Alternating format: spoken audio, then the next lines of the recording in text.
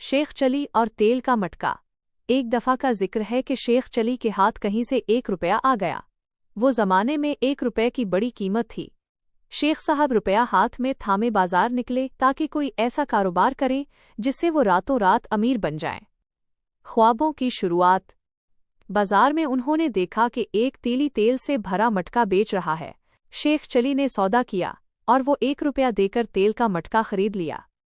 अब वो मटका सर पर रखकर घर की तरफ रवाना हुए और रास्ते भर अपने मखसूस अंदाज में ख्याली पिलाओ पकाने लगे।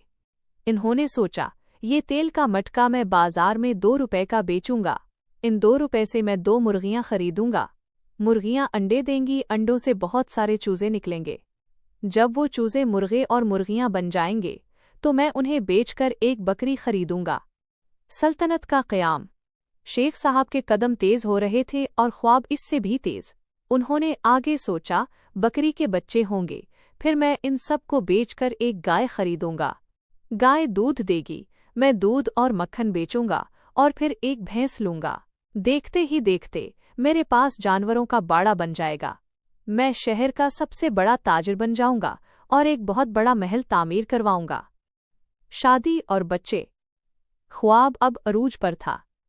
शेख चली ने दिल ही दिल में सोचा, जब मैं इतना अमीर हो जाऊंगा तो मेरी शादी एक शहजादी से होगी। मेरे खूबसूरत बच्चे होंगे। जब मैं शाम को थका हारा अपने महल में आऊंगा और मेरे बच्चे शोर मचाएंगे तो मैं गुस्से में आकर कहूंगा, अरे भई, हटो, मेरे सामने से शोर मत मचाओ। हकीकत का झटका।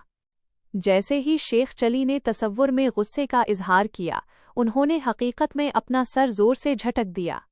सर झटकने की देर थी कि वो भारी मटका जमीन पर गिरा और चकनाचूर हो गया।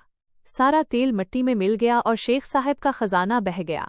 करीब से गुजरते हुए एक राहगीर ने जब शेख चली को रोते हुए देखा तो पूछा, शेख साहब, क्या हुआ? शेख चली ज़ारो कतार रोते हुए बोले, तुम्हें क्या पता, मेरा तो खानदान ही तबाह हो गया। मेरी बेगम, मेरे बच्चे, मेरा महल और मेरा कारोबार सब इस मिट्टी में मिल गया। राहगीर ने हैरत से टूटे हुए मटके को देखा और मुस्कुराकर कहा, शेख साहब, मटका टूटने का दुख अपनी जगह, मगर जो दुनिया आपने सिर्फ ज़हन में बसाई थी उसे तो एक न एक दिन टूटना ही था। कहानी का हासिल। हकीकत पसंदी। सिर्फ ख्वाब देखने से कामयाबी हासिल नहीं होती, इसके लिए पाँव ज़मीन पर रखना ज़रूरी है। तवज्जो की अहमियत। जो काम आप अभी कर रहे हैं, जैसे मटका उठाना, अगर उस पर तवज्जो न दें तो मुस्तकबिल के बड़े मंसूबे मिट्टी में मिल सकते हैं।